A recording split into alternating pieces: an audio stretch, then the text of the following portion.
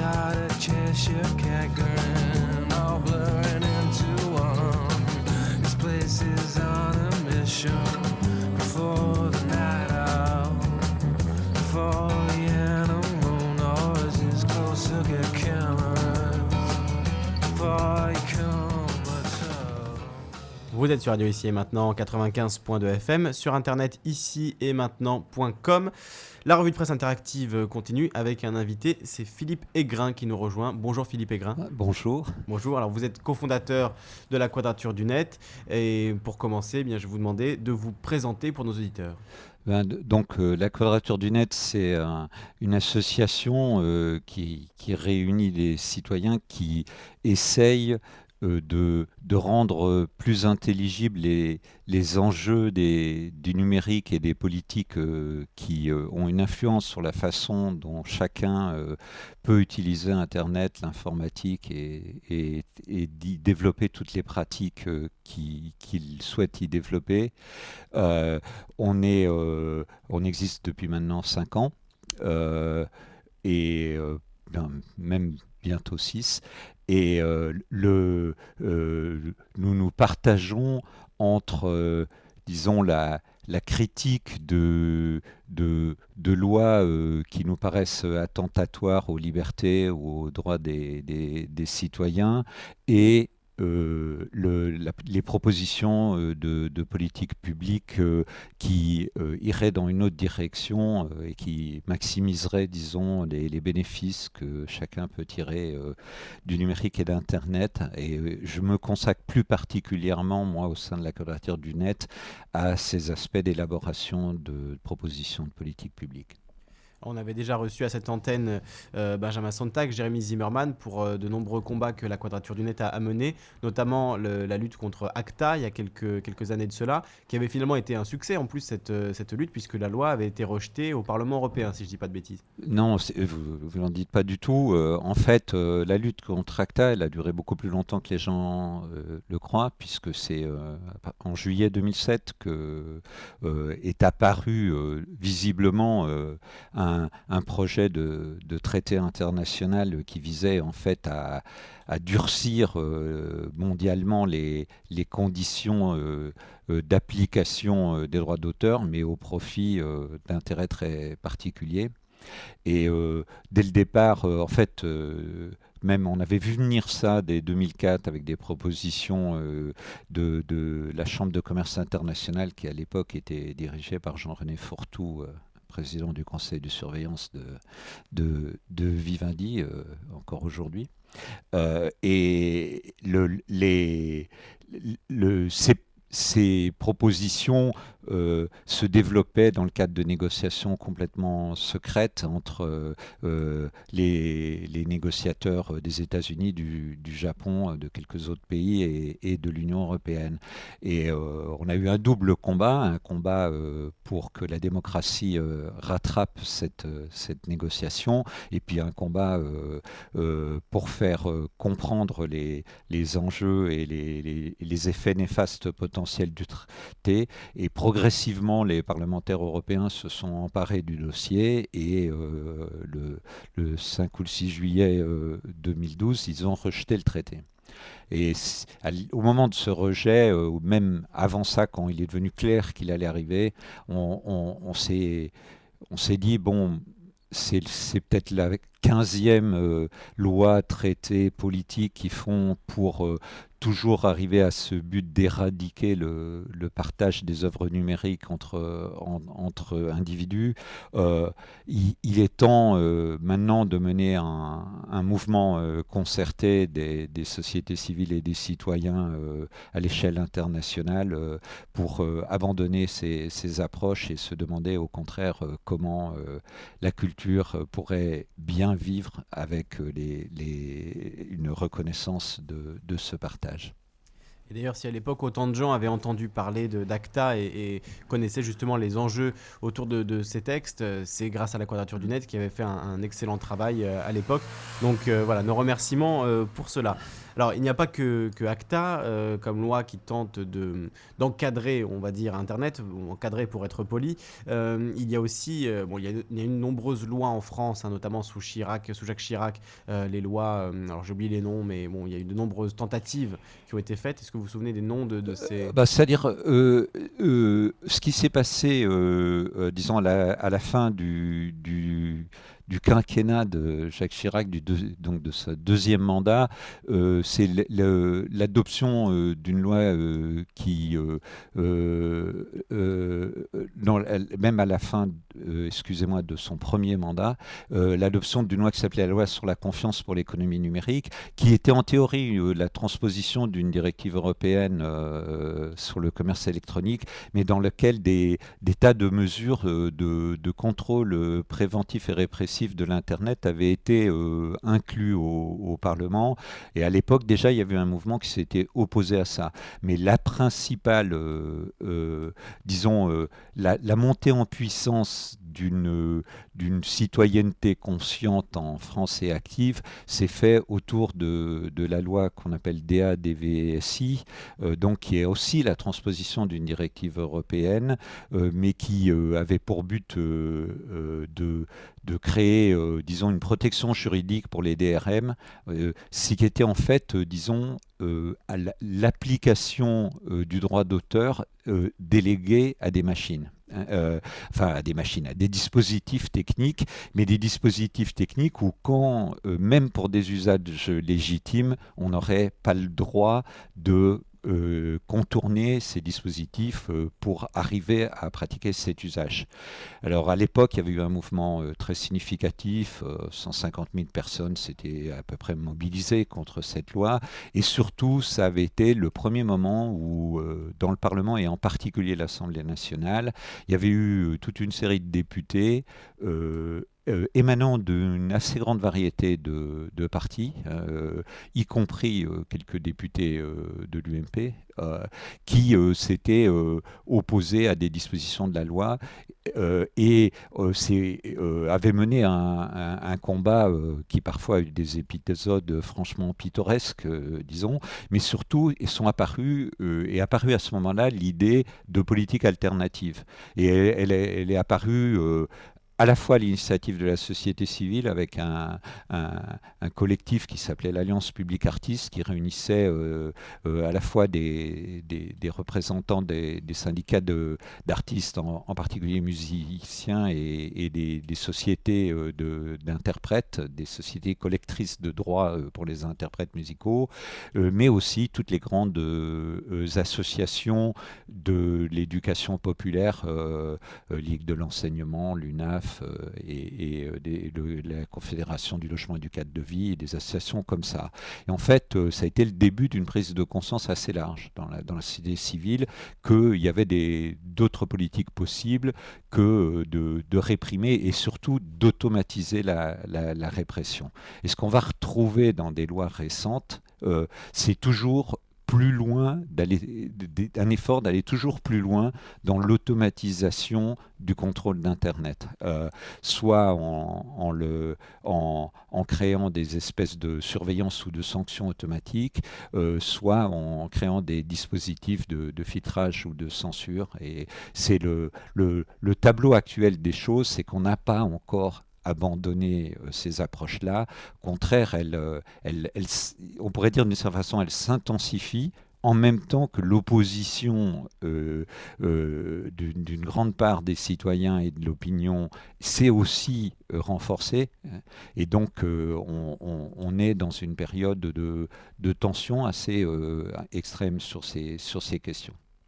Et une des lois justement les plus récentes en France et les plus emblématiques de cette volonté de quadriller Internet, de le surveiller, d'automatiser les sanctions, c'est évidemment la loi Hadopi qui a été votée sous la mandature Sarkozy. Alors elle a été votée en 2008-2009, si c'est ça les dates ?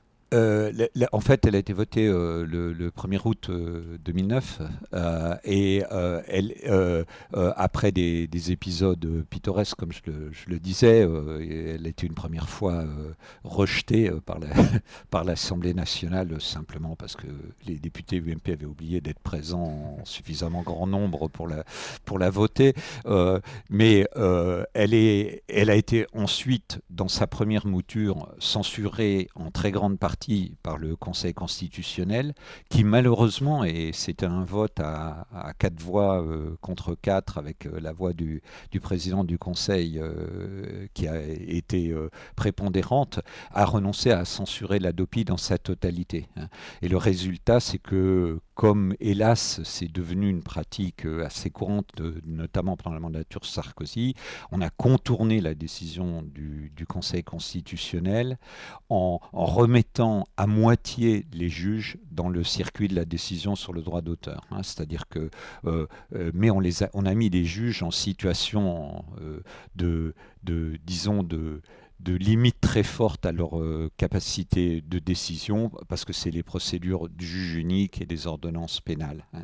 Mais le vrai contenu de la loi d'Hadopi, il est en amont de tout ça. Le vrai contenu, c'est des polices privées mandatées par des sociétés d'ayants droit et de certains ayants droit qui choisissent quelles sont les œuvres qu'ils souhaitent pour leur intérêt économique surveillé, qui surveillent l'ensemble des communications pour y détecter d'éventuels trafics suspects, puis qui surveillent ensuite en détail les communications des personnes qui sont détectées comme potentiellement pratiquant du partage de fichiers sur les réseaux pair, qui sont les seuls ciblés, ce qui est véritablement une aberration culturelle, puisque les partages sur les réseaux pair sont ceux qui ont une synergie assez importante avec l'économie culturelle, y compris de vente marchande de contenu. Et en particulier aussi un impact très positif sur la diversité culturelle. Et du coup, l'Hadopi était une loi qui était choquante pour les défenseurs des droits à un procès équitable, pour les acteurs de politique culturelle visant une diversité plus grande, et pour les citoyens numériques, entre guillemets, qui voyaient, à juste titre, une loi de plus pour contrôler l'Internet par en haut. Et alors que nous défendons une construction collective des bonnes pratiques sur Internet par les citoyens. On va reparler de ces bonnes pratiques un peu plus tard dans l'émission. J'aimerais poursuivre sur cette loi Hadopi. Donc, cette loi a été votée. Alors, je rappelle le principe de cette loi, c'était de mettre en place ce qu'on a appelé la riposte graduée. Donc, si un internaute était attrapé en train de télécharger un fichier qu'un ayant droit voulait protéger, comme vous l'avez rappelé, eh bien, on lui envoie un premier email. À la récidive, il y a un deuxième email, et puis s'il y a une troisième tentative de téléchargement, on peut carrément couper l'accès à Internet. C'est ce qui était en tout cas prévu par la loi. Dans les faits, y a-t-il des gens qui se sont vus couper Internet suite à cette loi ? Alors, il se trouve, personne n'a en France été... Il y a une personne qui a été sanctionnée, mais pas pour avoir téléchargé, parce qu'il y a eu une espèce d'entourloupe dans la loi sur laquelle on reviendra, mais il y a une personne qui a été donc sanctionnée à 1 mois de coupure pour négligence caractérisée dans la sécurisation de sa connexion Internet pour empêcher qu'elle puisse faire l'objet d'usages qui qui seraient des contrefaçons.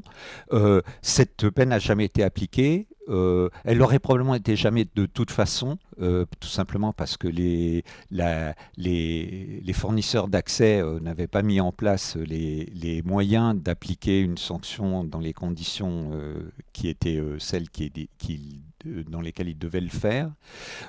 Mais de toute façon, cette sanction-là, elle a été récemment supprimée par le ministère de la Culture. Mais cette censure-là, uniquement, hein, c'est-à-dire que la ministre de la Culture ment à répétition sur la réalité de ce qui s'est passé dans l'évolution récente de la loi Hadopi, mais on y revient.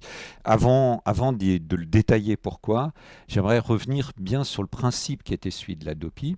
Donc il y avait cette surveillance au départ que j'ai déjà décrite par des sociétés d'ayants droit qui mandatent une société privée qui s'appelle Trident Media Guard. On peut dire des polices privées, pour faire des actes de surveillance. À partir de ça, ils détectent des adresses IP qui, dans le vocabulaire de l'Hadopi en tant qu'organisation, ont été détectées comme conduisant des actes qui pourraient être des contrefaçons.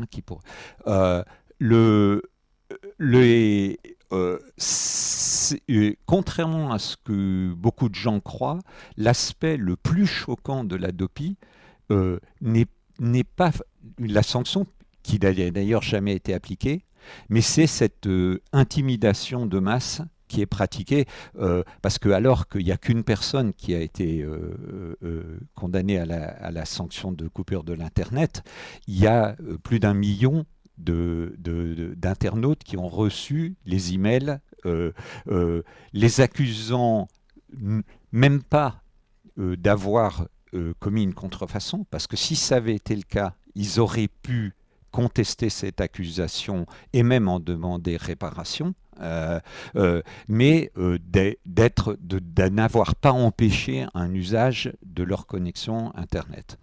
Et donc, en fait, je pense qu'on peut considérer que la sanction, c'était un élément de crédibilisation générale d'un dispositif, mais que le vrai but, c'était surtout dire à grande échelle, partager une œuvre numérique avec vos amis ou avec des gens que vous ne connaissez pas mais qui partagent vos intérêts, c'est mal.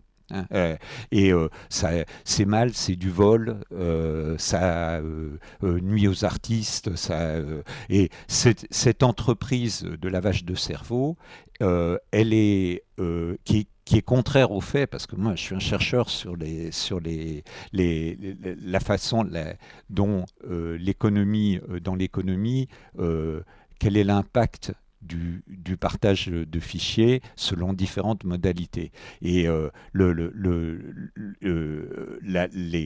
disons, le contenu des messages d'accompagnement de l'Hadopi, en substance, ça tue les artistes d'aujourd'hui et de demain, sont des contenus qui sont tout simplement contraires aux faits. Et ce qui est assez grave, c'est qu'on est allé jusqu'à introduire à l'école primaire et dans l'enseignement secondaire des enseignements obligatoires de mensonges. Sans que les enseignants soient en situation, par exemple, de problématiser les messages, puisque c'est des kits tout prêts qui ont été mis dans les écoles. Et on se souvient de cette campagne qui avait eu lieu les Parisiens l'avaient vu dans leur métro, ces pubs, Ludovic, 5 ans, qui devait devenir le créateur d'un film, ne deviendra jamais créateur parce qu'on a téléchargé ses œuvres. Enfin, bon, c'était effectivement un gloubi-boulga de propagande absolument indigeste. C'est-à-dire, en plus, ça accompagnait la labellisation de l'offre légale, donc sous un label qui s'appelait Pur. Je ne suis pas sûr que la pureté soit l'épithète la plus favorable pour désigner la créativité culturelle, mais l'Hadopi a essayé de se défendre en disant que c'était du second degré, mais ils étaient particulièrement cuculapralines, ces clips, et on avait du mal à énormément regretter la non-apparition de ces grands artistes. Mais bon. Exactement. Et ça, c'était aussi, ça allait aussi de pair avec un discours de Nicolas Sarkozy, dont beaucoup de gens se souviennent, où il disait il n'y aura plus de création musicale, il n'y aura plus de création cinématographique si le téléchargement massif se poursuit. Donc ça allait aussi dans cette logique-là. Ce discours, évidemment, je veux dire, les propos sont totalement faux, ce qui était dit par Nicolas Sarkozy.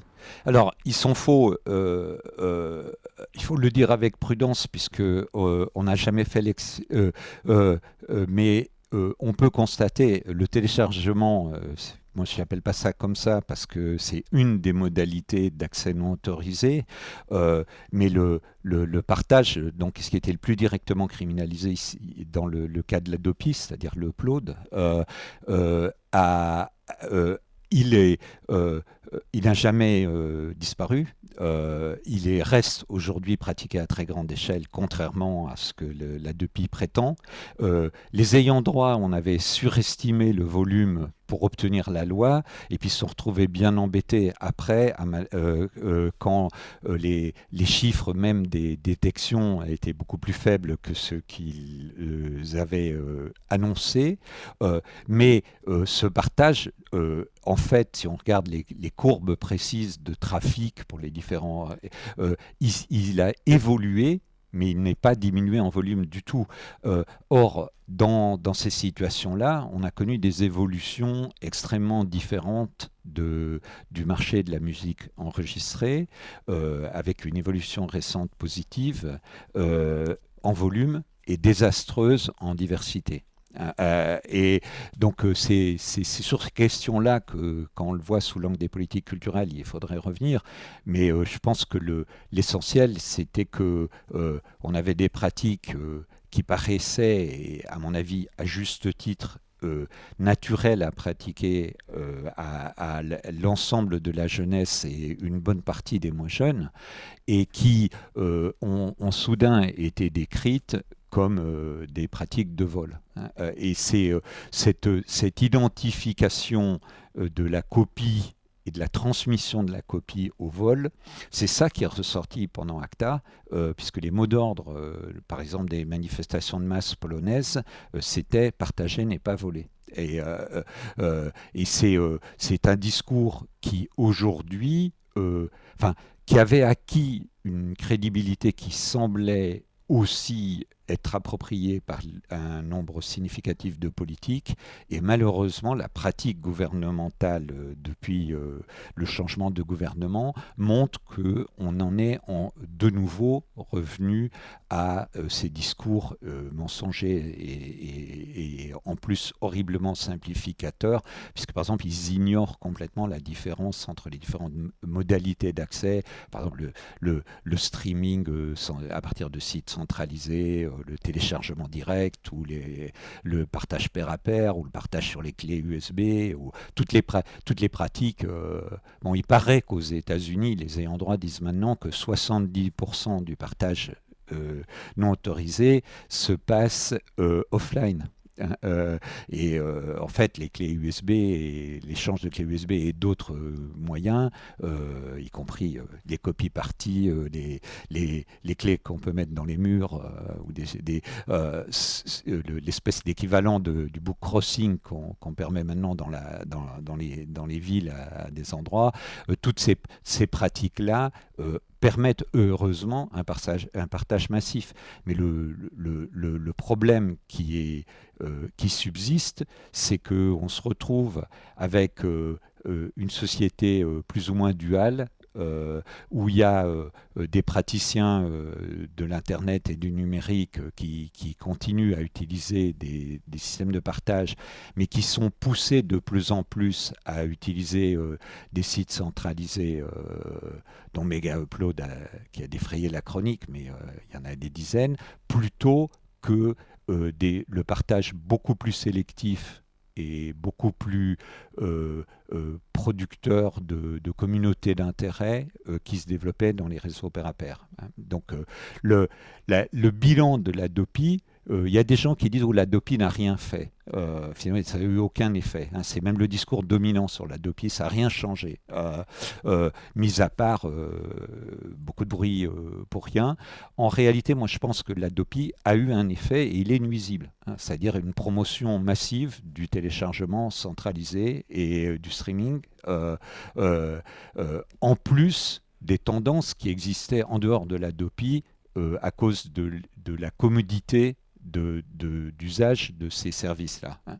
Alors, le streaming, je rappelle pour les auditeurs qui ne sont pas forcément au courant des termes un peu techniques, le streaming c'est donc regarder par exemple une vidéo en ligne ou écouter un album en ligne et ne pas le récupérer physiquement entre guillemets sur son disque dur. Ce qui est beaucoup plus difficile apparemment à surveiller et c'est effectivement on va dire la plupart des gens qui ne s'y connaissent pas plus que ça vont plutôt aller vers du streaming que vers du téléchargement pair à pair comme vous en parliez. Et on peut dire le streaming de l'image ou du son, en fait, c'est la télévision ou la radio sur Internet, mais la télévision et la radio avec du time shifting, quoi. On peut s'arrêter d'écouter, s'arrêter de visionner et reprendre, etc. Mais on n'entre pas en possession d'une copie d'une œuvre. Et ce qui alors c'est un outil merveilleux le streaming pour regarder une émission que de toute façon on ne va jamais regarder qu'une fois, comme celle que nous sommes en train de faire. Hein.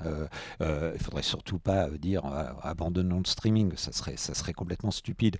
Mais par contre, ce qui est très important, c'est que le streaming soit la première étape dans l'entrée en possession lorsqu'on a des contenus qui vous intéressent vraiment. Il y a les usagers un petit peu avancés de l'Internet, dans la plupart des cas, s'ils visionnent quelque chose en streaming, ils peuvent en acquérir une copie. Hein.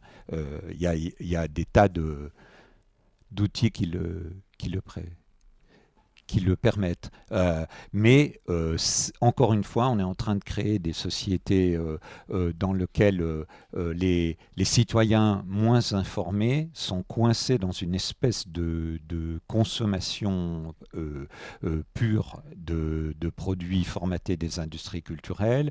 Et puis, il y a des groupes soit de privilégiés de l'éducation, soit de privilégier de l'argent qui peuvent de toute façon se payer les choses et puis qui sont souvent pas les gens les plus jeunes, soit de privilégier les connaissances techniques qui sont heureusement plus diverses socialement que les privilégiés de l'argent, mais qui on est néanmoins dans une situation où, en fait, les industries culturelles centralisées, les gros producteurs de contenu, des majors ou des grands éditeurs, essayent de garder un public captif suffisamment important. Et alors le rôle des ayants droit dans toutes ces lois, il paraît de plus en plus évident. Le lobbying extrêmement fort qu'ont fait les ayants droit au moment de la loi Hadopi est toujours aujourd'hui, puisqu'on va en parler, la loi Hadopi n'est pas morte, malgré les promesses de François Hollande qui avait promis, quelle était la formule exacte, une grande loi pour l'acte 2 de la loi sur le numérique, c'était de l'exception culturelle. Voilà, de l'exception culturelle, exactement. Donc cette grande loi, on va parler du petit épisode qui a eu lieu cette semaine et la semaine dernière. Donc pour faire un rapide, on va continuer là où on s'était arrêté. Donc la loi Hadopi, votée par Nicolas Sarkozy. Vous l'avez dit, beaucoup de bruit, pas pour rien finalement. Ça a quand même eu des effets négatifs, même si personne dans les faits n'a été condamné par cette loi. François Hollande promet en 2012 que s'il est élu, il fera abroger la loi Hadopi et lancera un grand débat autour du numérique pour donc l'acte 2 de la loi sur l'exception culturelle française.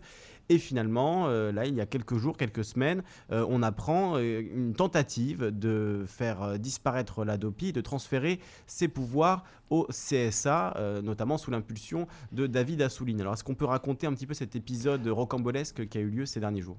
Si vous le permettez, je vais revenir un peu Bien en sûr. arrière, parce qu'en Allez-y. fait, le parcours de François Hollande sur les positions à l'égard de la DOPI, il a été un tout petit peu plus chaotique que ce que vous avez raconté. D'accord, C'est-à-dire allons-y. qu'au moment où il démarre les primaires, il se fait amener par François Rebsamen, maire de Dijon, aux rencontres cinématographiques de Dijon, qui sont organisées par l'Association des réalisateurs et producteurs de cinéma, et qui sont dans leur existence même un exemple de l'impact désastreux de groupes d'intérêt sur le champ culturel, puisque les rencontres cinématographiques de Dijon, avant elles s'appelaient les rencontres cinématographiques de Beaune.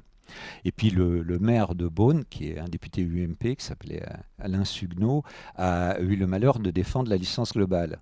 Et comme punition, on lui a retiré les ayants droit, réalisateurs et producteurs, lui ont retiré les rencontres cinématographiques et ont trouvé un politicien plus accueillant à leurs idées en la personne du maire de Dijon. Quand Pierre Lescure amène François Hollande à ces rencontres, en fait, ce qui se passe, c'est qu'il y promet qu'il n'abrogera pas la DOPI. Et aussitôt, l'ARP publie un communiqué pour s'en féliciter. Et puis, ça fait un peu scandale. Il gagne les primaires et après ça, il constitue son équipe de campagne. Et à ce moment-là, pendant tout ce moment-là, il ne faut pas oublier que le Parti socialiste a un programme qui est la légalisation du partage non marchand, avec des conditions précises au niveau de la mise en place de nouveaux financements qui sont assez confuses, mais qui, disons, ont leurs racines dans les propositions qui ont émané de la société civile, dont la Quadrature du Net. Et puis très rapidement, on revient vers l'idée qu'on n'abrogera pas la DOPI, on fera une loi, on fera quelque chose pour la remplacer, et puis se remplacer, ça finit par devenir la continuer. Et à ce moment-là, donc, Pierre Lescure, qui s'était lui-même porté volontaire pour faire une mission dont il avait lui-même défini le périmètre en mars 2012, avant même l'élection, est chargé d'une mission sur définir le contenu de cette exception culturelle 2.0. Et dans son rapport, il propose de supprimer la sanction d'exclusion de l'Internet, mais de garder d'autres formes de sanctions. Et il propose aussi le transfert des pouvoirs, des missions de la DOPI au Conseil supérieur de l'audiovisuel. Alors, venant de l'ancien président directeur général de Canal+, directeur général adjoint de Vivendi Universal, c'est directeur général même de Vivendi Universal à un moment, c'est pas une surprise que ça lui plaît beaucoup d'avoir une autorité de l'audiovisuel qui va être en charge d'Internet. Là où vraiment il y a une surprise, c'est surprise pour ceux qui n'étaient pas des observateurs attentifs, c'est que le gouvernement, non seulement dès en fait sa formation, commence à dire oui, on va fusionner le CSA et la DOPI, puis finit par dire, et l'arbitrer donc la semaine dernière, c'est annoncé par la ministre de la Culture que le gouvernement a arbitré en faveur du transfert des missions de la DOPI au Conseil supérieur de l'audiovisuel. Alors ça, en soi, ça soulève de fortes inquiétudes et dans mon cas une véritable indignation, et dans le cas je crois de pas mal de gens, mais en plus là-dessus se greffe le fait que au Parlement il continue à y avoir des tas de gens qui ne sont pas convaincus par la DOPI et qui sont encore moins convaincus par le transfert, le fait de confier au Conseil supérieur de l'audiovisuel le soin de réglementer et réguler l'Internet. Et donc le gouvernement, en fait, a peur du débat parlementaire. Donc il essaye de trouver une façon de faire passer en douce le transfert des missions de la DOPI au CSA par ce qu'on appelle un cavalier législatif, c'est-à-dire en branchant un amendement dans une loi qui est une loi sur l'indépendance de l'audiovisuel public, loi qui ne parlait que de la désignation des membres du CSA, des conditions de nomination des présidents des chaînes de l'audiovisuel public, de choses de ce genre, et absolument pas d'Internet. Il n'y a pas le mot Internet dans cette loi. Et même le mot numérique n'apparaît dans la loi que pour parler des possibilités ouvertes par le numérique pour la distribution de l'audiovisuel. Donc, et clairement, donc, c'était une verrue législative, quelque chose qui est... c'est toujours au Conseil constitutionnel d'en décider, mais anticonstitutionnel.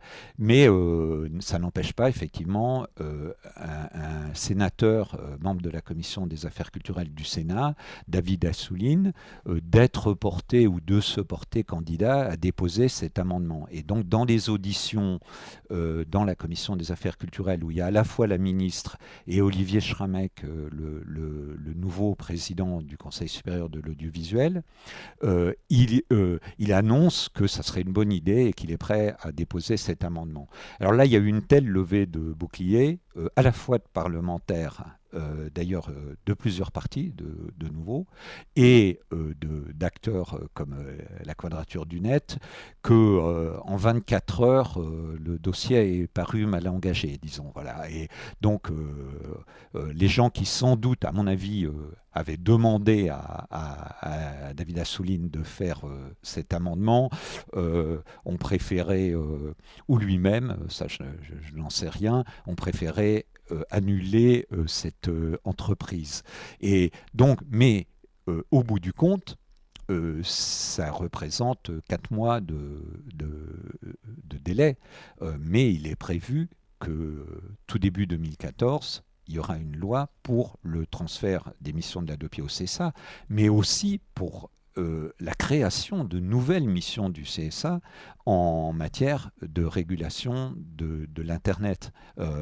Et là, peut-être, bon, si on a le temps, on pourra essayer de revenir sur pourquoi c'est extrêmement choquant du point de vue de... même ça traduit, je dirais, quelque chose dont je ne sais pas si bien s'il faut le caractériser comme incompréhension, comme mépris ou comme cynisme à l'égard de la sphère numérique, mais, et de ce que ça représente pour les citoyens de notre époque. Mais en tout cas, c'est vraiment préoccupant qu'on puisse imaginer de confier à un organisme dont la mission, ça a été de contrôler quelques chaînes de télévision et quelques dizaines de radios, et qui en plus n'était même pas capable de contrôler les radios associatives, au point qu'il leur a à un moment interdit d'émettre sur des questions politiques pendant des campagnes présidentielles. Hein. Donc, et dire... bon, Internet, c'est un monde où, en France, il y a 30 millions d'émetteurs de contenu. Hein. Donc, c'est une idée qui, bon, on aurait envie d'en rire, mais en fait, c'est pas drôle, quoi, parce que ça traduit des projets. On a le temps justement de parler de pourquoi est-ce alors scandaleux, je ne sais pas, mais en tout cas totalement contre-productif de confier ces missions au CSA.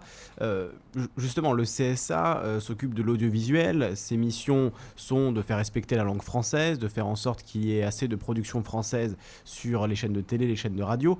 C'est pas du tout de limiter le piratage, d'essayer de... Enfin, ça paraît insensé, comme vous l'avez dit, de faire passer le CSA qui s'occupe d'une petite centaine ou d'une grosse centaine, on va dire, d'émetteurs à, comme vous l'avez dit, 30 millions d'émetteurs, des dizaines de millions de sites, et puis du texte, des logiciels, des jeux vidéo, de la vidéo, de l'audio. Donc on sort complètement du cadre de l'audiovisuel, et c'est vouloir faire rentrer Internet dans une petite boîte qui ne lui va pas du tout. Alors, moi, je crois qu'il faut placer ça dans un contexte qui est le contexte de la montée d'une tension entre l'expression citoyenne diffuse et le pouvoir des grandes organisations. Ce que j'appelle les grandes organisations, c'est aussi bien les gouvernements, les administrations que les grandes entreprises. Et il y a ce qu'a produit Internet, c'est de donner aux individus et aux petits groupes des capacités sans précédent en matière non seulement de production de contenu, mais aussi en matière de capacité à rendre ces contenus accessibles à un public large. Alors, qu'il soit théoriquement accessible à ce public large ne signifie pas que chacun de ces contenus est regardé par 3 millions de personnes. Justement, en moyenne, ils sont regardés par un tout petit nombre de gens parce que y en a de plus en plus. Mais néanmoins, ça veut dire que quand il y a des mouvements qui traversent la société, il y a une expression importante qui émane des citoyens de la société civile.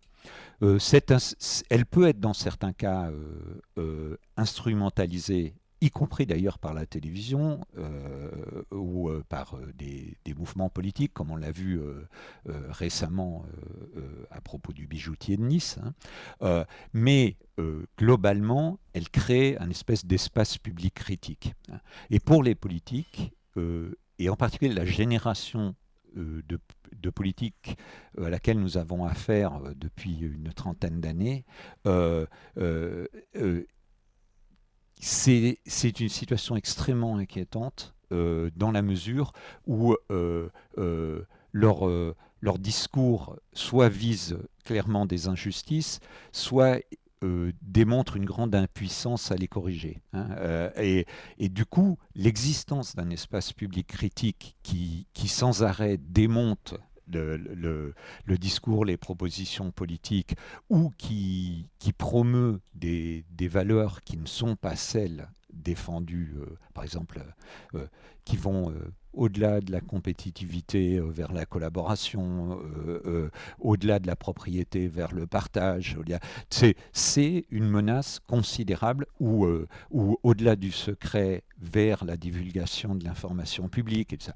Donc il se crée une énorme tension entre les grandes organisations, les intérêts oligarchiques, donc les intérêts qui mettent ensemble les dirigeants d'entreprise, les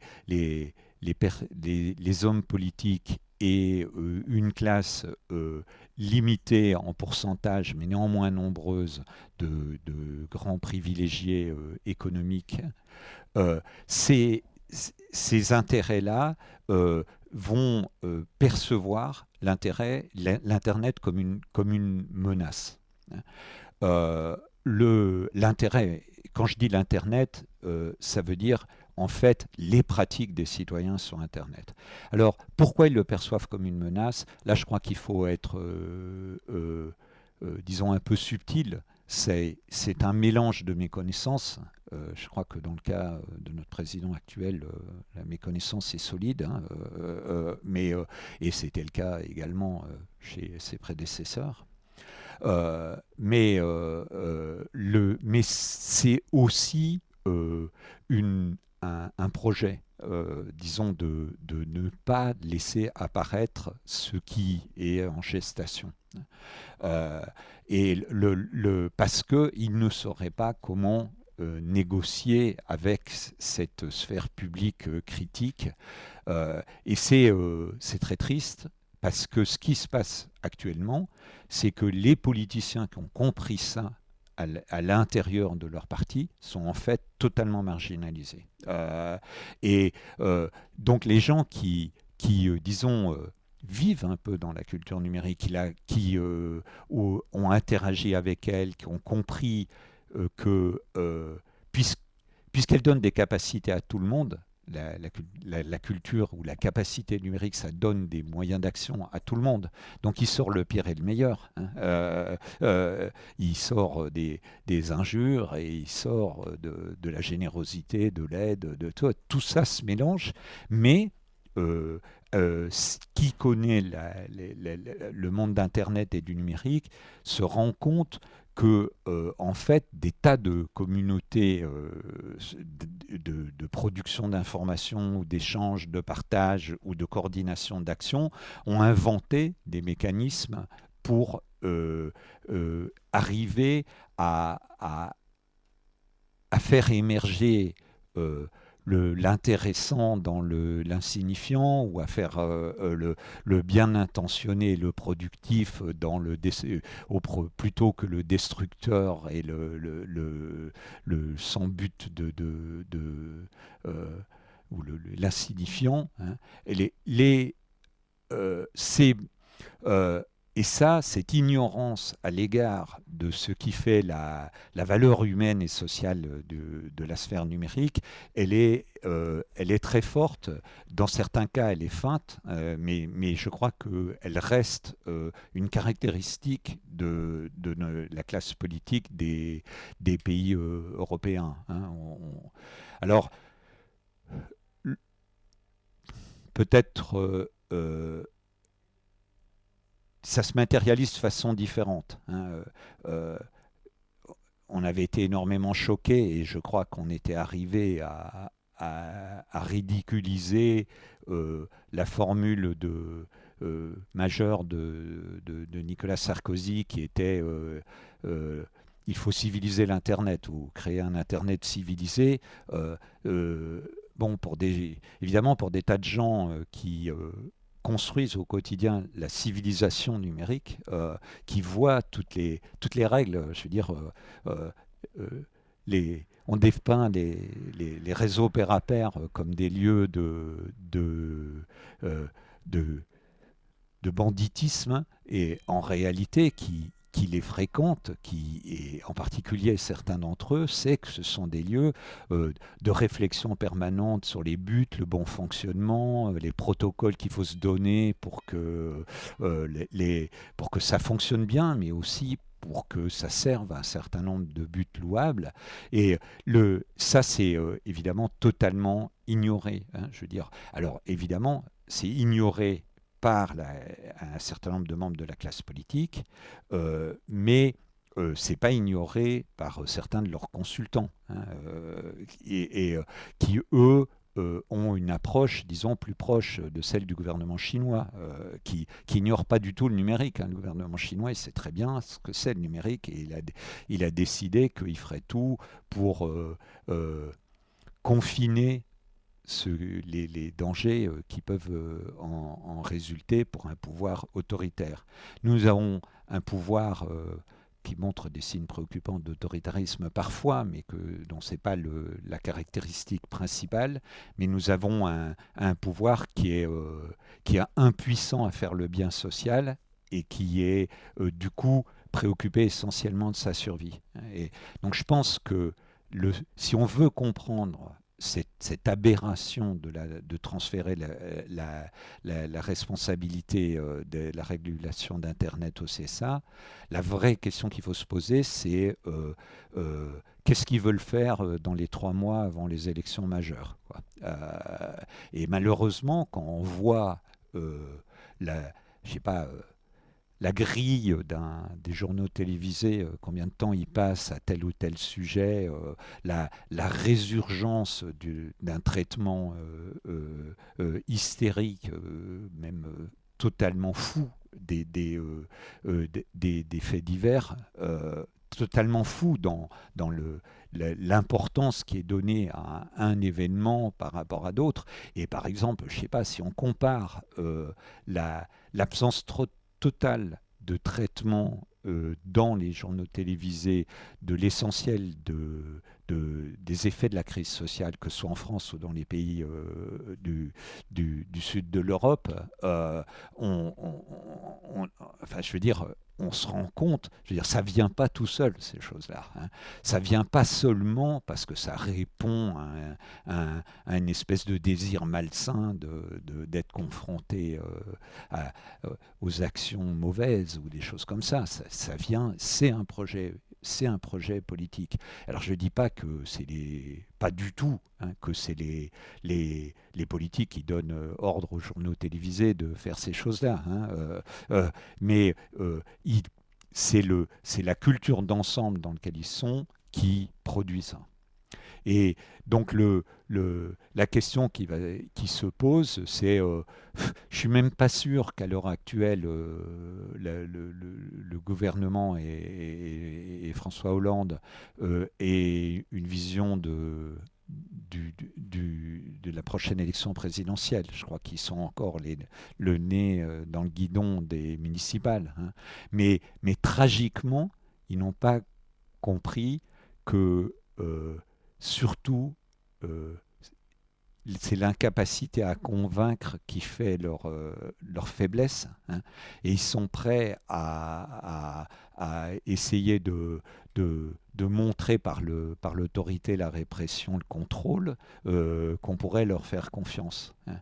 Alors que la raison de la crise de confiance à l'égard des gouvernements, c'est la capacité d'agir. Et c'est le fait qu'en plus, chaque fois, là en l'occurrence, on a un gouvernement qui, chaque fois qu'il dit qu'il va faire quelque chose qui serait éventuellement pas mal, en supprime d'emblée la moitié, puis revient sur le reste, et puis crée un petit correctif, parce que quand même c'est trop injuste, ça ressemble à une loi de Sarkozy, et puis finalement on dit « Ah mais c'est embêtant, parce que quand même ce truc qu'on a rajouté pour que ça soit juste, ça va faire du tort à la compétitivité, alors on compense avec le budget de l'État en donnant des crédits aux entreprises. » Donc ça finit par être une loi de Sarkozy. Et ça finit une loi de Sarkozy encore plus compliquée.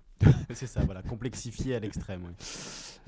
Non, c'est pas vrai que c'est exactement une loi de Sarkozy. C'est-à-dire il y a plein, c'est un jeu malsain d'acteurs où il y en a plein à l'intérieur de ce jeu qui essayent de faire des choses qui seraient louables ou utiles, mais le résultat d'ensemble est en fait de rendre toujours plus difficile les politiques publiques utiles et puis de jeter à la poubelle toutes les propositions qui ont été faites. Hein. Et là, je ne pense pas à mes propositions sur le financement de la culture, hein. Je pense la transition énergétique, la politique fiscale, des choses comme ça, quoi.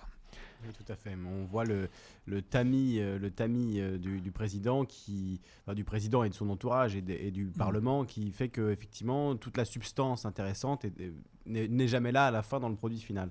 Alors pour continuer un peu sur ce parallèle que vous faisiez entre télévision et Internet, puisque apparemment l'autorité de la télévision va devenir aussi autorité d'Internet, si en tout cas les pouvoirs de l'Hadopi sont passés au CSA.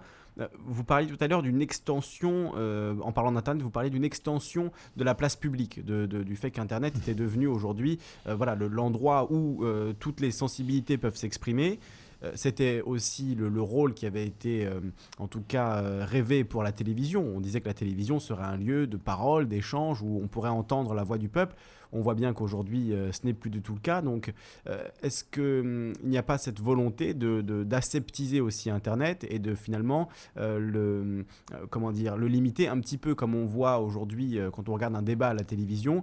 On a l'impression qu'il manque 80% des avis que les gens pourraient avoir. On est entre experts qui sont sur des subtilités, sont sur des petites différences minimes. Et finalement, les grands débats radicaux, ils n'ont plus lieu à la télévision, ils ont lieu sur Internet. Donc est-ce que le but, ce n'est pas sur Internet aussi de faire en sorte que ces grands débats d'opinion ne puissent plus avoir lieu? Alors, je corrigerai un tout petit peu la description que vous avez faite de ce qu'était la télévision dans son projet anobli du début. C'était essentiellement pensé quand même comme un média d'éducation qui allait permettre d'apporter une culture préexistante au départ, hein, celle du théâtre par exemple, à des masses de gens qui n'y avaient pas accès, et que c'était aussi une culture de l'expérience partagée. Hein, par exemple, je sais pas, les grands matchs ou des choses. Oui. Et d'ailleurs, les sociologues, les doctes sociologues qui ont pendant des dizaines d'années nié les effets néfastes de la télévision sur l'espace politique ont toujours souligné que ça créait du lien social par l'expérience partagée. Et Mais en réalité, il ne faut pas oublier, on n'est pas sorti de l'ère de la télévision aujourd'hui. Non seulement elle est encore là,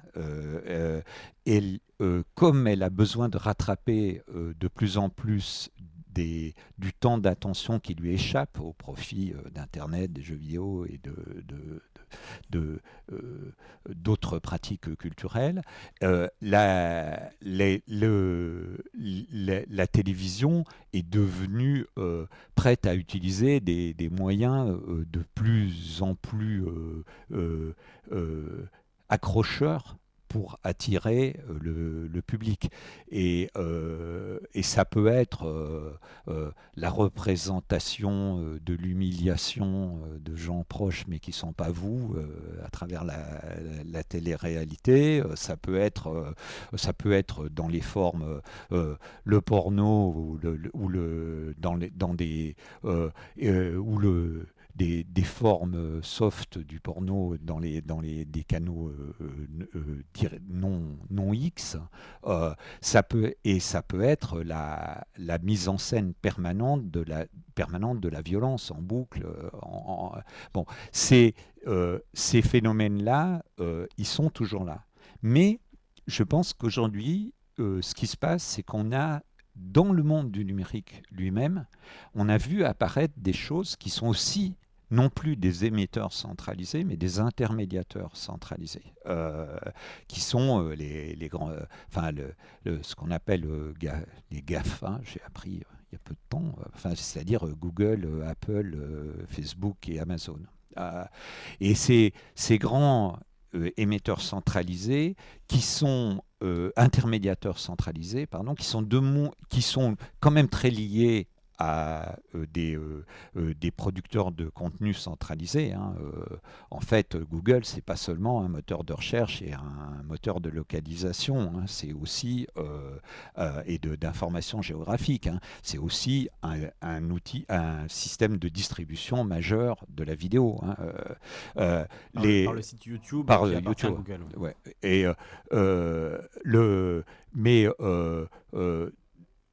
ces intermédiateurs, ce qu'ils veulent, c'est capter le maximum de gens, mais aussi en captant leur temps d'attention, parce que certains d'entre eux sont financés par la télévision, ou en contrôlant l'ensemble de la chaîne de production de certains contenus production et distribution pour Apple et Amazon, jusqu'à l'objet par lequel on accède à ces contenus, hein, et en le contraignant sévèrement cet objet. Hein. Donc là, ce qui se passe avec ça, c'est qu'il y avait une grégarité télévisuelle, une possibilité d'assigner à il y a un grand sociologue américain qui s'appelle John Condry, qui à la fin des années 80, il a écrit un article qui s'appelle Voleuse de temps, servante infidèle, hein, qui était disons peut-être la première critique vraiment pensée de la télévision au-delà des théorisations de Marshall McLuhan. Hein. En fait, il y a des tas de gens qui critiquaient ça, mais sans l'avoir conceptualisé de cette façon-là. Bon, la télévision, c'était vraiment sa dimension majeure, c'était de la capture du temps, quelque chose d'incroyable. On n'a jamais vu ça en même pas 50 ans.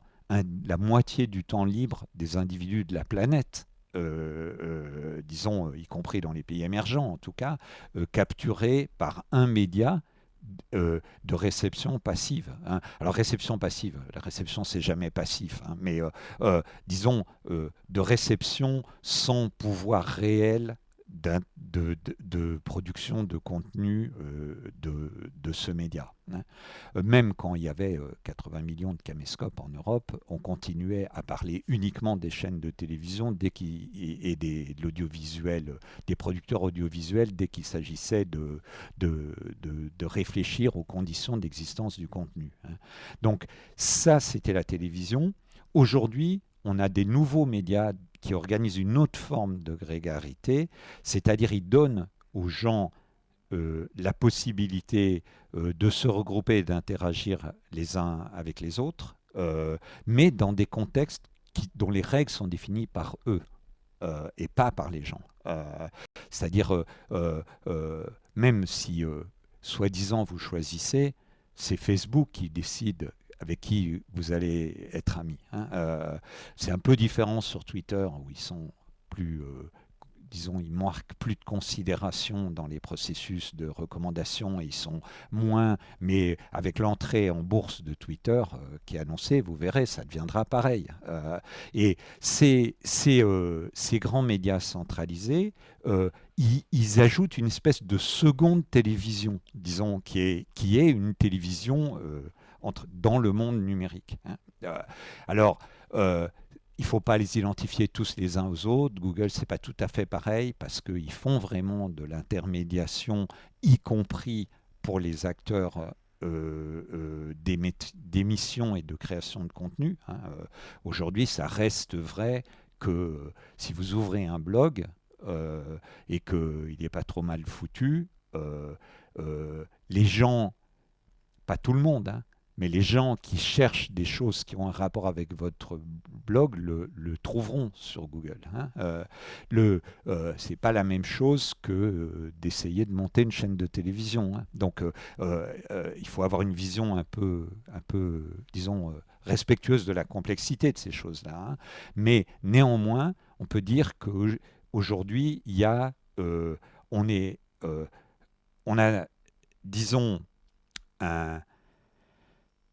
on a un média incapacitant, donc ce que j'appelle incapacitant, c'est qui prive les gens du développement des capacités qu'ils pourraient avoir, qui est le média télévisuel qui est toujours là, et un média décapacitant ou disons qui introduit des biais dans les nouvelles capacités en interdisant les gens de les construire vraiment. Puis entre les deux, il y a la socialité numérique telle que se développe quand c'est vraiment les gens qui contrôlent les règles de ce qu'ils font sur Wikipédia, sur un site collaboratif que des gens ont construit, sur les blogs personnels, sur les pages personnelles autrefois. Et là, c'est là qu'il y a disons, ce qui est, du point de vue de l'humanisme et enthousiasmant dans Internet, c'est dans cette petite sphère. Mais en quelque sorte, on peut dire elle est encerclée par deux types de grands monstres. Alors hier, dans Libération, il y avait un entretien avec Fleur Pellerin, et peut-être un peu pour la première fois dans son expression à elle, elle identifiait relativement bien les dangers présentés par ces grands acteurs de l'intermédiation. Alors, et elle disait il faut un espace pour que les nouvelles formes d'expression ou d'innovation puissent se développer. Malheureusement, venait une expression qui est l'expression champion européen. C'est-à-dire, et ça a été toujours la tragédie des politiques européennes là-dessus, c'est de ne pas avoir compris que l'immense atout de l'Europe, c'est le nombre de gens qui veulent contribuer à des choses utiles et qui ont l'éducation pour le faire. Et donc c'est la contribution au livre, la contribution à Wikipédia et à des projets similaires, l'expression sur la chose publique, bien plus développée en Europe qu'elle ne l'est aux États-Unis, par exemple. Elle est aussi très développée en Chine, d'ailleurs, pour alors dans des conditions beaucoup plus risquées. Et donc de ne pas avoir compris que c'était ça l'atout et qu'il fallait construire des choses qui vivraient en rendant service à cet atout. Et il y en a en Europe. Je veux dire, on a des contraires. Quand il y a par hasard, on a un champion européen de l'Internet, il n'y a pas un politique qui s'en rend compte. Par exemple, il y a OVH qui héberge un tiers des sites français, un sixième des sites européens et pas mal de sites américains. Personne s'est rendu compte parce que ça, c'est pas dans le radar, parce que ça s'adresse à tout un chacun. C'est devenu dans le radar que le jour où ils se sont rendus compte qu'il y avait Wikileaks dessus, quoi.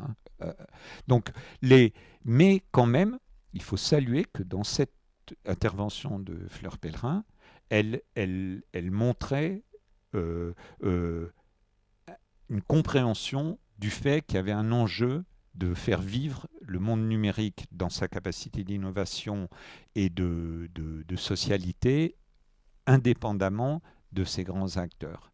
Je ne sais pas ce qu'il en sortira, je suis circonspect sur ce qu'il en sortira, mais disons, euh, c'est pas la première fois que des politiques partent d'une incompréhension majeure et puis que progressivement ils se mettent à comprendre. Alors ce que je lui souhaite, c'est soit de pas connaître le trajet qu'a connu Aurélie Filippetti, qui quand elle était au Parlement a été une critique efficace et très consistante de la DOPI, puis qui ensuite a fait tout ce qu'il fallait pour faire survivre la DOPI finalement. Je ne sais pas si ça lui plaît de le faire, mais néanmoins elle l'a fait. Donc, et ce qu'il faut espérer, c'est qu'il émerge une génération de politiques qui seront prêts à parler haut et fort pour ce à quoi ils croient. Alors il y en a, mais pour l'instant, je veux dire, il y en a dans différents partis, hein, mais pour l'instant, ils sont à chaque fois marginalisés. On constate qu'il n'y a pas d'opposition gauche-droite sur cette question et que c'est vraiment transparti, qu'on a des gens qui connaissent ces sujets à la fois à l'UMP, au PS, chez les Verts, chez les écologistes. Et il me semble même avoir entendu Marine Le Pen favorable à la licence globale. Donc c'est pour dire à quel point les cartes sont brouillées sur ces questions. Ouais. Alors c'est toujours très compliqué. C'est-à-dire c'est toujours plus facile d'être pour l'Internet quand on n'est pas au pouvoir que d'être pour l'Internet quand on est au pouvoir. Évidemment. Et donc, bon, c'est vrai que brusquement, tout le monde était pour la contribution créative dans les mois qui ont précédé l'élection présidentielle. Mais là, il faut reconnaître que l'UMP, quand même, avait fait preuve d'une solide continuité dans en nommant par exemple Franck Riester porte-parole sur la culture. Hein, donc mais c'est vrai que les cartes il y a toujours eu des lignes qui divisaient les partis politiques. Il y a encore aujourd'hui à l'UMP des députés soucieux des libertés comme Lionel Tardy ou soucieux de l'usage du numérique pour la concertation, la participation citoyenne comme Bertrand Pancher ou des choses comme ça. Mais globalement, on peut dire c'est plutôt un problème de classe politique, c'est-à-dire de gens dont le métier, la profession, c'est d'être politique, ce qui n'aide pas à vivre dans le monde numérique. Hein, et que malheureusement, c'est porteur de graves dangers. Hein, c'est-à-dire, moi, je pense, j'ai pas peur de l'Internet, y compris quand l'Internet est un lieu d'expression de fascistes, de machos infernal et tout ça, parce qu'il y a un minimum d'optimisme anthropologique et d'effet de l'éducation qui peut permettre d'espérer que d'autres voix domineront celle-là. Mais pour qu'elle s'exprime, il faut qu'elles aient le sentiment qu'elles peuvent, par ce biais, enclencher une évolution des sociétés qui est meilleure. Alors à l'heure actuelle, on peut dire que le sentiment qui domine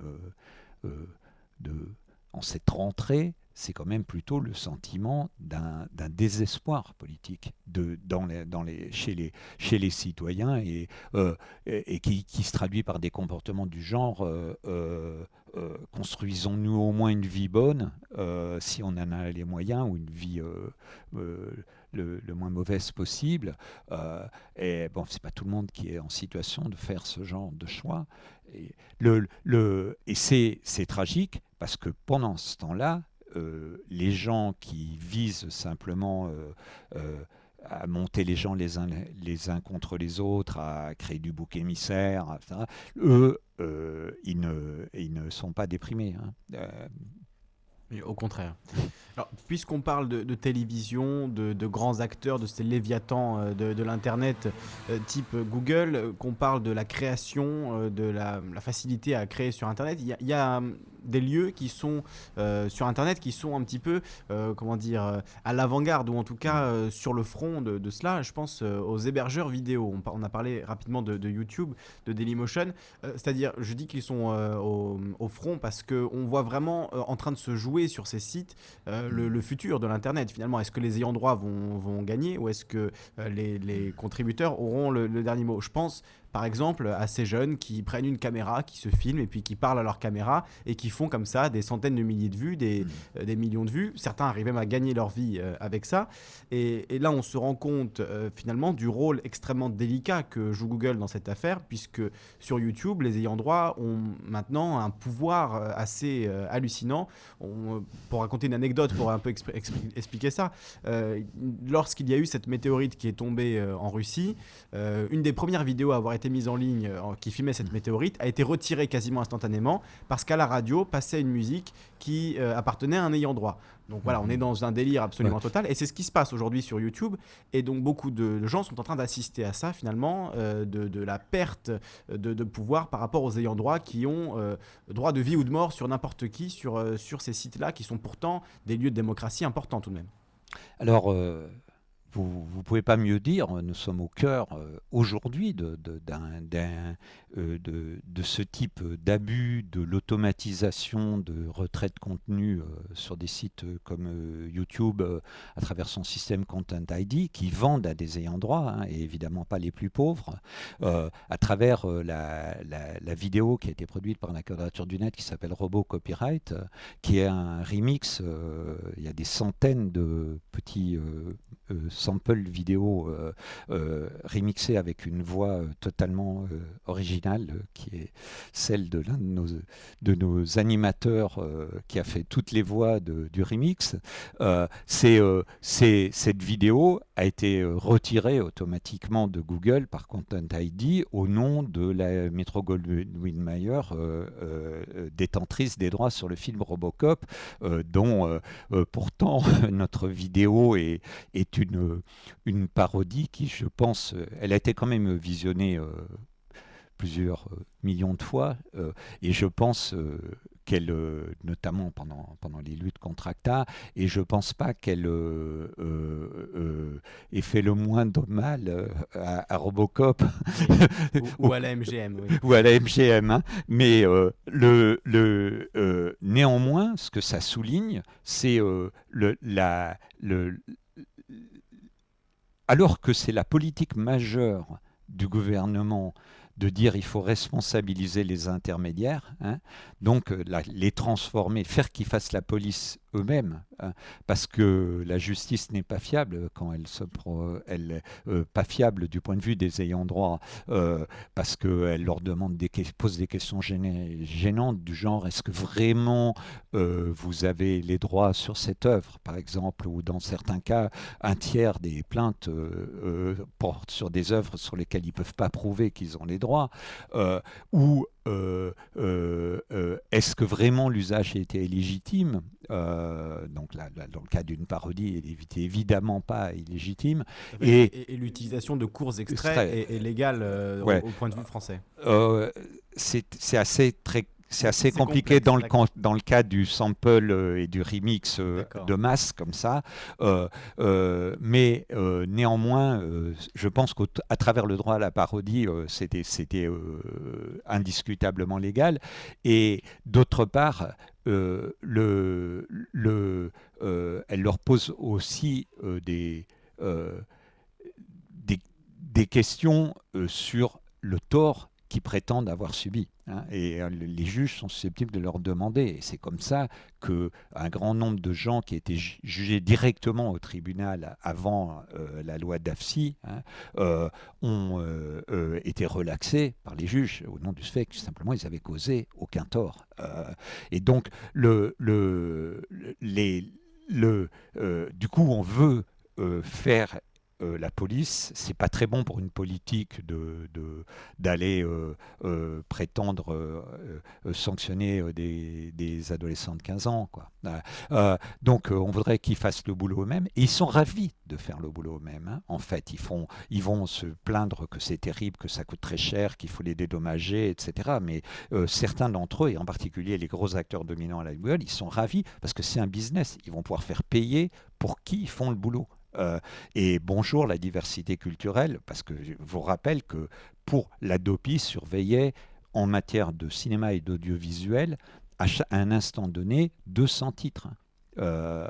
Et encore, il y avait 100 titres, disons qu'on appelle vifs, qui sont des titres qui sont en cours de commercialisation, et puis 100 titres de commercialisation intensive, et 100 titres du catalogue, et on les avait mis pour donner une apparence de diversité culturelle, ces 100 titres supplémentaires, hein. Donc bonjour, alors qu'on parle d'un univers où il y a des centaines de milliers de titres, hein, de titres significatifs, professionnels, hein. Donc ces politiques sont aberrantes du point de vue culturel, mais elles sont là aussi très dangereuses du point de vue de la liberté d'expression.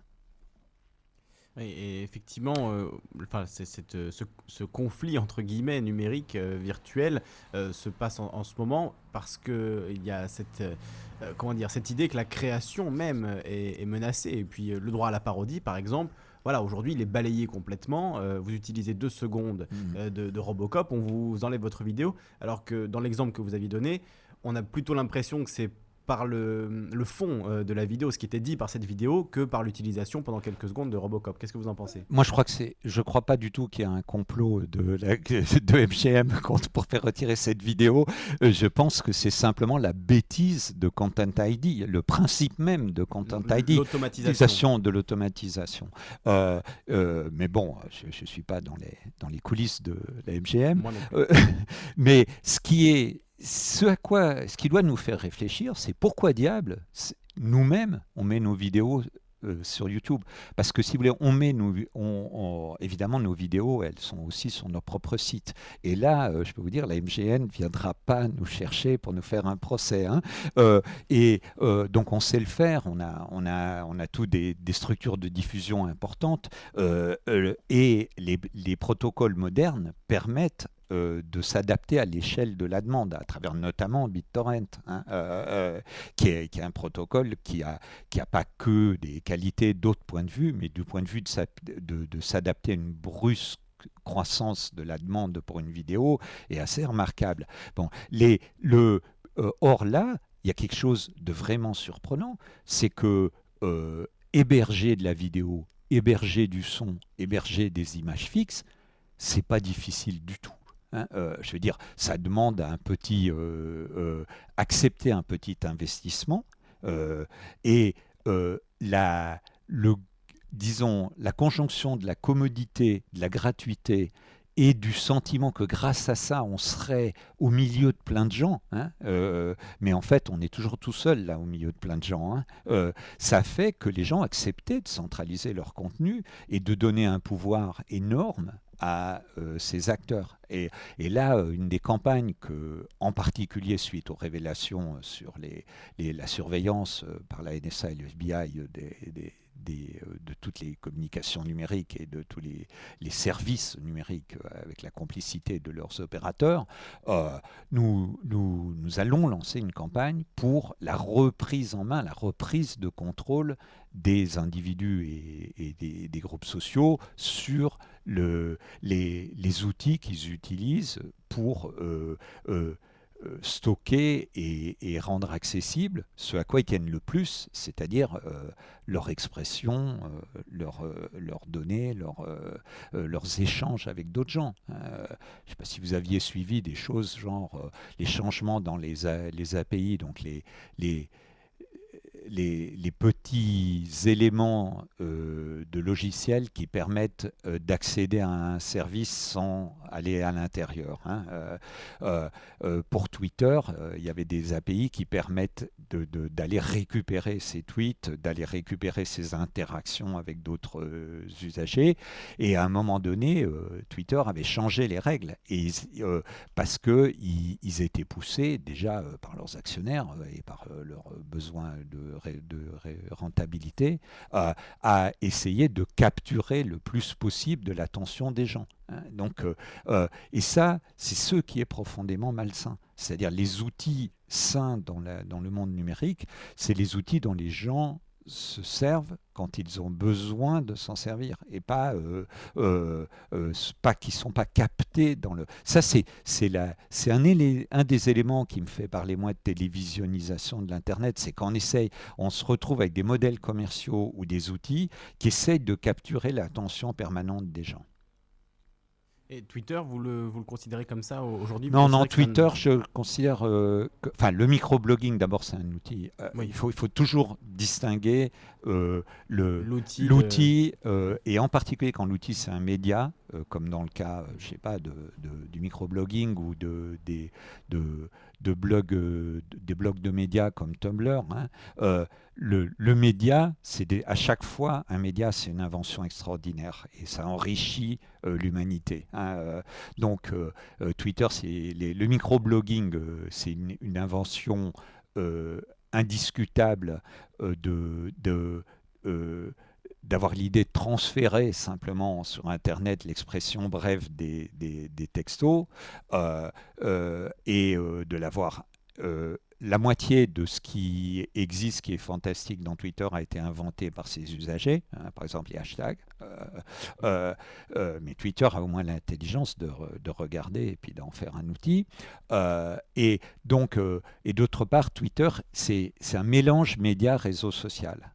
Le concept réseau social, toujours, est potentiellement porteur de perte de contrôle, au sens où l'opérateur du réseau social va considérer que sa valeur, c'est le nombre de gens qui suivent les uns les autres. Hein, et donc, il va essayer de faire que vous en suiviez le plus possible, en vous faisant miroiter aussi que c'est le moyen, vous, d'être suivi par beaucoup, et donc en vous vendant l'illusion d'être vous-même une star, quoi, hein. Et alors c'est Facebook, c'est ça à mort. Vous avez 1000 amis, mais il y en a 40 que vous connaissez dedans. Et quand je dis connaissez, c'est numériquement, hein, même, je ne parle même pas de la connaissance dans l'univers physique. Hein. Donc, Twitter, à chaque fois, on se retrouve avec des situations où moi j'utilise Twitter comme média de coordination et d'animation de communautés de pratiques littéraires.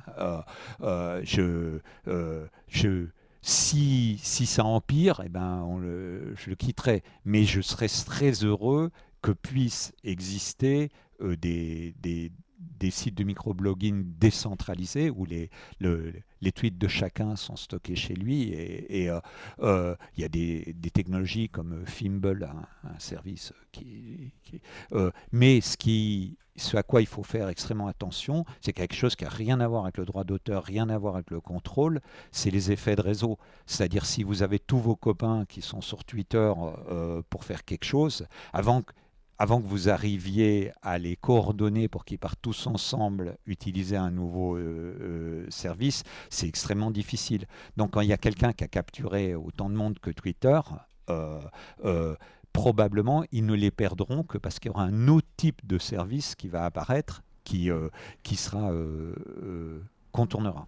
Idem pour Facebook. Facebook aujourd'hui. Facebook, c'est fait, en fait. C'est fait. Quelle est l'alternative à Non, Facebook? c'est pas une alternative. Justement, ce qui est intéressant, c'est que c'est pas une alternative à Facebook. Quand je dis c'est fait, j'exagère bien sûr, hein, puisque Facebook doit continuer à avoir 1 milliard de comptes. Hein.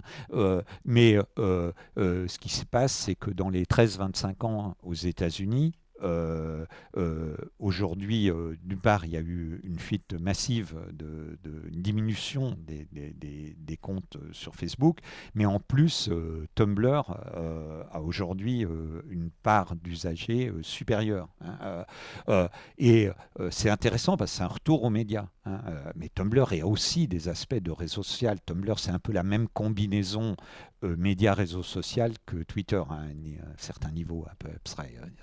Mais Tumblr, c'est quand même inconsidérablement plus intéressant que Facebook, parce que ça essaye pas de capturer tout sur vous. Et tout sur vous et vos copains, etc. Ça vous dit, voilà, si vous voulez vous exprimer dans tel média, venez le faire chez nous. Et c'est quand même très différent. De même qu'on ne peut pas comparer, par exemple, Flickr même pas à YouTube. Oui, c'est effectivement des choses très différentes et on voit qu'à chaque fois qu'une nouvelle interface apparaît, qu'un nouveau site apparaît, eh bien, les autres disparaissent ou en tout cas s'effondrent. On l'avait vu avec MySpace notamment qui avait été racheté pour plusieurs millions de dollars et qui s'est complètement effondré d'une méconnaissance aussi de ceux qui l'ont racheté et qui n'ont pas bien compris ce qu'il faisait. C'est-à-dire, il faut reconnaître que Monsieur Murdoch a fait beaucoup de mal à la planète, y compris en faisant lui-même une campagne pour déclencher une guerre. Il a quand même eu du nez le moment où il a investi dans MySpace. Simplement, c'est très très rare que les gens voient arriver. Aujourd'hui, il y a d'autres sites type MySpace, mais il y a aussi des choses comme SoundCloud qui malheureusement ne sont pas vraiment ouvertes. Un SoundCloud vraiment ouvert avec l'intelligence d'accéder à la musique par les formes d'ondes, avec qui permettrait vraiment, qui serait un vrai outil de partage et de coproduction sur la musique, ça serait super. Et donc il y a, je pense qu'aujourd'hui on peut ce qu'il faut, et que nous allons essayer de promouvoir dans nos campagnes à venir à la Quadrature du Net, c'est redonner du poids aux individus et à leurs associations quand ils en ont, pour se réapproprier le devenir des outils. Et il y a cette... c'est pour ça que moi je suis furieux quand j'entends dire il faut un champion européen et tout ça. Parce qu'en réalité, je veux dire, Identica par exemple, qui est un espèce de Twitter en logiciel libre, c'est une personne.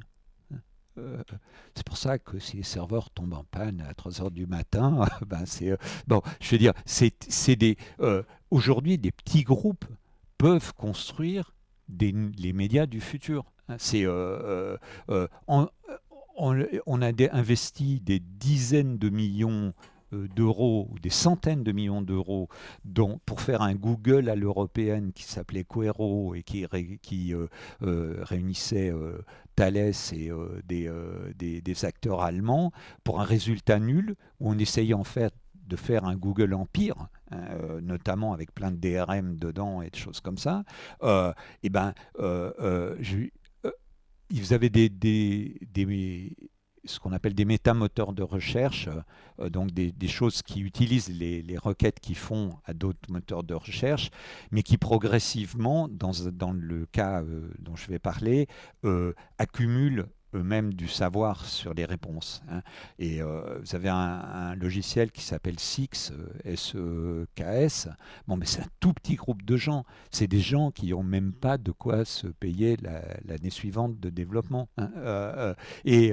Alors qu'ils travaillent sans doute sur un des projets les plus importants pour rendre l'intermédiation sur Internet indépendante de monstres comme Google.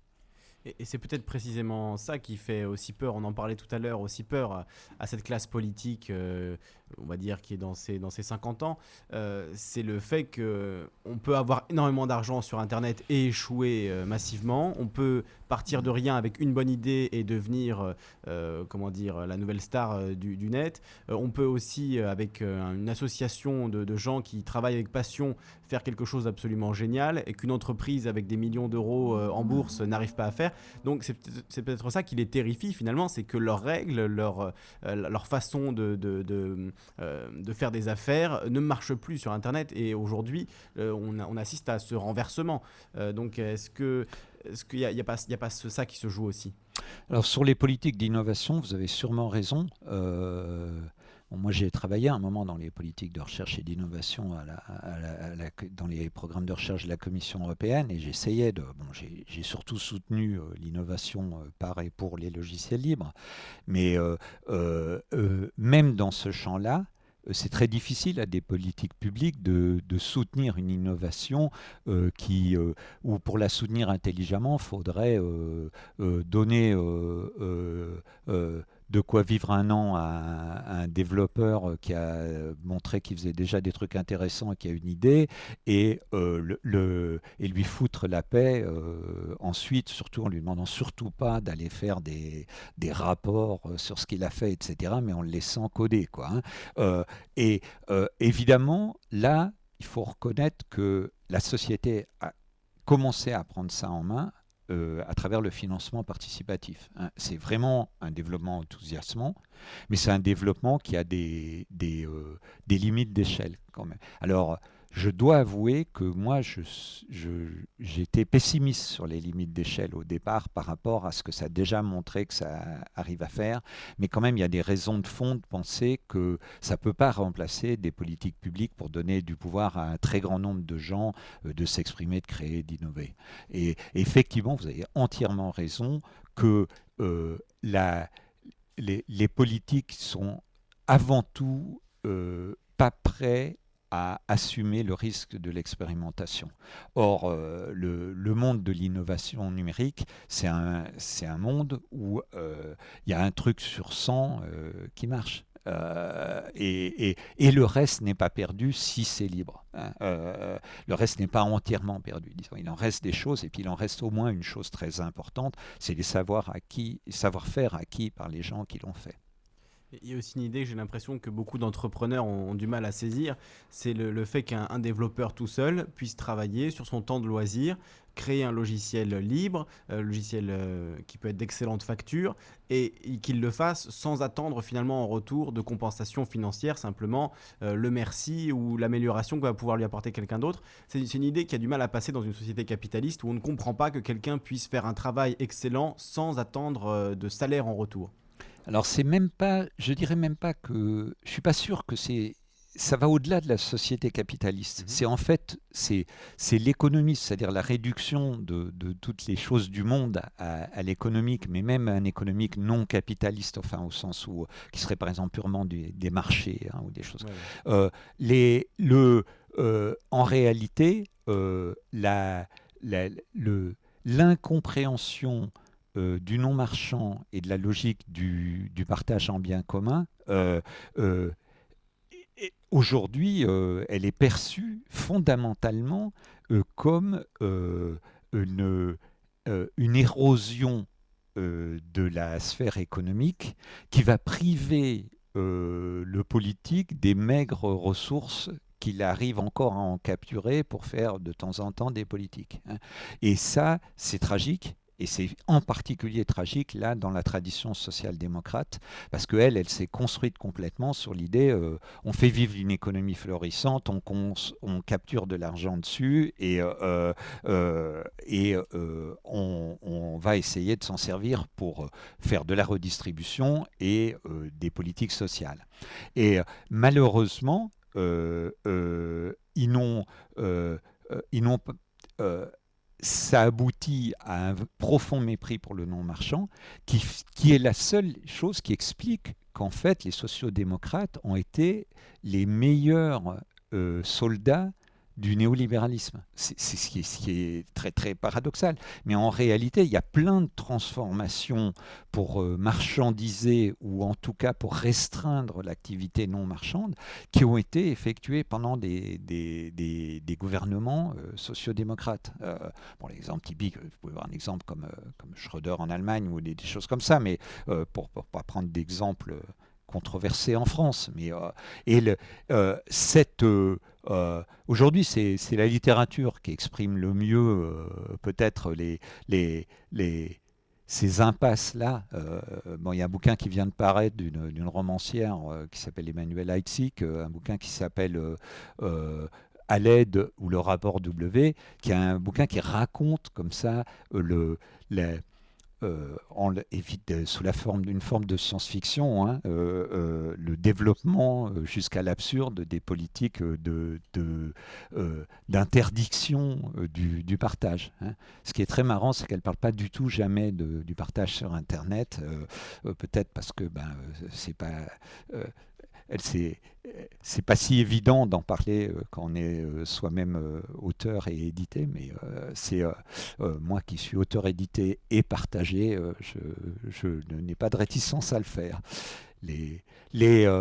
Cette incompréhension, elle va loin, c'est-à-dire par exemple, y compris quand même ils ont été confrontés, les économistes ont été confrontés à la réalité qu'il y avait plein de gens qui contribuaient sans en attendre de retour direct, de retour par la réciprocité, ils ont dit « Ah, mais c'est en fait parce que c'est pas qu'ils soient désintéressés, c'est qu'ils en attendent une rétribution indirecte. » Ils ont réussi donc à construire des modèles pour prouver qu'en fait, à travers acquérir des compétences pour les vendre sur le marché du travail, ce n'était qu'une nouvelle forme de la recherche de l'intérêt. Hein. Je pense que les gens qui voient uniquement de la générosité se trompent aussi. Hein, parce qu'il n'y a pas besoin d'être généreux pour vouloir faire du logiciel libre. Il y a simplement vouloir construire et voir ce qu'on a construit approprié par d'autres. La générosité, l'amitié, la réciprocité dans le monde du partage, c'est un truc en plus. Et il y en a beaucoup, évidemment, et c'est un des plaisirs qu'il y a. Pas seulement boire des bières entre hackers, mais des réciprocités en toutes les formes de partage. Oui, donc on voit qu'il y a beaucoup d'autres moteurs que la volonté d'avoir de l'argent pécuniaire. Alors il nous reste un peu moins de 10 minutes pour conclure et je voulais vous poser une question depuis un moment mais je ne vous l'ai pas encore posée. On va peut-être finir là-dessus. Qu'est-ce que la Quadrature proposait à la place de l'Hadopi et de ces lois sécuritaires, on pourrait dire, ou qui essaient de quadriller Internet. Donc qu'est-ce que vous proposez à la place? Qu'est-ce qui vous semble être le juste milieu, on va dire, la bonne mesure qui permettrait à la fois de contenter les ayants droit dans une juste mesure et aussi de permettre la liberté du partage sur Internet. Donc on va peut-être finir là-dessus, ça dépend du temps que vous voulez prendre pour répondre à cette question. Comme je vous l'ai dit, déjà environ 3-4 mois avant le rejet d'ACTA, on a travaillé collectivement, et pas seulement d'ailleurs la Quadrature du Net, mais aussi avec des organisations similaires dans d'autres pays, notamment la Pologne, l'Espagne et des réseaux européens. Et nous, la Quadrature, on a fait un document qui s'appelle Éléments pour la réforme du droit d'auteur et des politiques culturelles liées, qui en fait qui a 14 propositions dedans. Alors évidemment, elles ne sont pas toutes les 14 des remplacements de l'Hadopi, mais on a essayé de dire, bon, qu'est-ce que ça serait un écosystème de politiques publiques qui vont de l'infrastructure, d'une bonne infrastructure neutre et ouverte pour l'Internet à une politique fiscale intelligente, mais à l'intérieur de ça, il y a un noyau dur qui est le noyau de la reconnaissance du partage et de la promotion des financements mutualisés.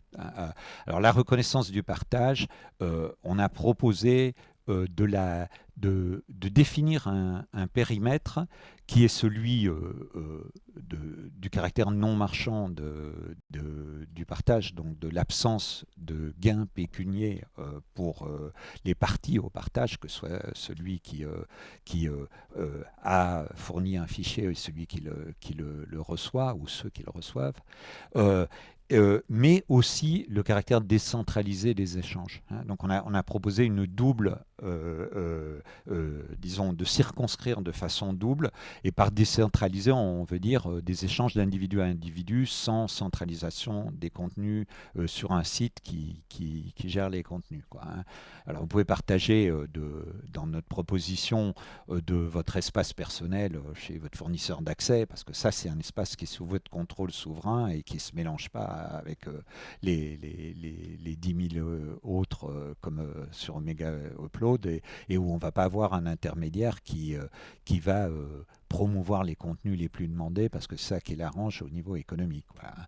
Donc, j'ai pas le temps de vous expliquer que derrière ça, il n'y a pas seulement une volonté de définir un périmètre rassurant pour les acteurs culturels et ceux qui nous importent le plus, c'est-à-dire les auteurs, les artistes, les contributeurs de toutes sortes à la création, y compris ceux qui ont des éditeurs à valeur ajoutée, mais il y a aussi une analyse économique, que ce sont ces modes-là qui ont une synergie positive avec l'économie culturelle marchande.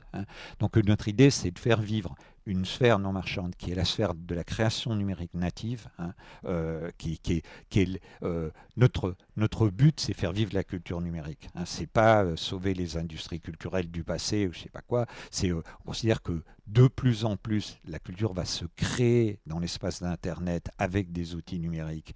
Elle va s'échanger dans ses phases précoces librement, parce que chacun y a intérêt, que c'est comme ça qu'apparaissent des inspirations, des nouvelles formes et tout. Mais il y aura aussi une culture éditée, une culture distribuée à plus grande échelle, et on essaye d'installer une synergie entre les deux. Alors, on a aussi proposé des moyens juridiques de reconnaître le partage non marchand. Il y a une doctrine qui, aux États-Unis, ça s'appelle la doctrine de la première vente, et puis en Europe, ça s'appelle la doctrine de l'épuisement des droits. Et c'est la doctrine qui fait que quand vous avez acheté un bouquin, ou que vous l'avez reçu en cadeau, ou que quelqu'un vous l'avez pris dans du book crossing, vous avez le droit d'en faire ce que vous en voulez. Au moins, vous avez même le droit de le revendre, et c'est même pas sujetti à la TVA. Donc, dans le monde numérique, les ayants droit ont réussi à obtenir qu'il n'y ait pas de doctrine comme ça. Sauf pour les logiciels à un certain degré. Bon. Nous, ce qu'on propose, c'est de redéfinir une doctrine de l'épuisement des droits dans le numérique, mais qui ne porte que sur les usages non marchands. C'est-à-dire qui dirait, si on est entré en possession d'un fichier, y compris quand on l'a reçu de quelqu'un d'autre, pour des usages non marchands et décentralisés, on a le droit d'en faire ce qu'on veut. On a le droit de le transmettre à quelqu'un d'autre, mais on a aussi le droit de le modifier, de le remixer, de faire ces choses-là, mais seulement dans la sphère non marchande décentralisée. Après ça, il y a des questions qui portent sur les ayants droit se sont mis en tête et ont convaincu les politiques que quand il y a quelqu'un qui se fait de l'argent en rendant possible des actions liées à des œuvres culturelles, c'est qui vole les ayants droit. Ça, c'est dans certains cas, ça peut être une réalité, mais la généralisation est extrêmement dangereuse, parce que les activités d'intermédiation, elles sont d'une valeur critique dans le monde numérique. N'importe qui a un auteur, un producteur de vidéos, un producteur qui produit, pas au sens financier, quelqu'un qui fabrique des vidéos, il n'a qu'une envie, c'est pouvoir être trouvé. Même les patrons de presse qui ont voulu créer une taxe sur Google, ils payent des consultants sans arrêt pour être bien référencés. Hein. Donc, dire que la fourniture d'un service d'intermédiation en soi est quelque chose de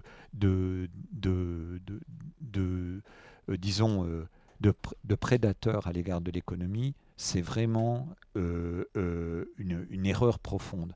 Maintenant, encore une fois, il ne s'agit pas de reconnaître tous les services d'intermédiation, notamment ceux qui centralisent les contenus sans en avoir obtenu l'autorisation, mais seulement ceux qui rendent un service au partage tel qu'on l'a défini, circonscrit. Et voilà, donc c'est un peu ça nos propositions, côté légalisation. Et puis de l'autre côté, on pense qu'il faut encourager les financements mutualisés de toutes sortes, le financement participatif par des dispositions fiscales intelligentes le concernant, mais aussi la mutualisation à très grande échelle dans une société pour financer la culture. Philippe Aigrin, merci infiniment de votre venue aujourd'hui, d'avoir discuté avec nous. Je rappelle que vous êtes cofondateur de la Quadrature du Net et on peut citer aussi votre blog, c'est paigrin. Débatpublic.net. Voilà, débat public en un mot et sans accent. Débatpublic.net. Merci beaucoup Philippe Aigrin et j'espère à très bientôt pour parler de la suite des événements concernant la loi Hadopi et peut-être son futur transfert au CSA. Merci beaucoup. Merci à vous. Au revoir.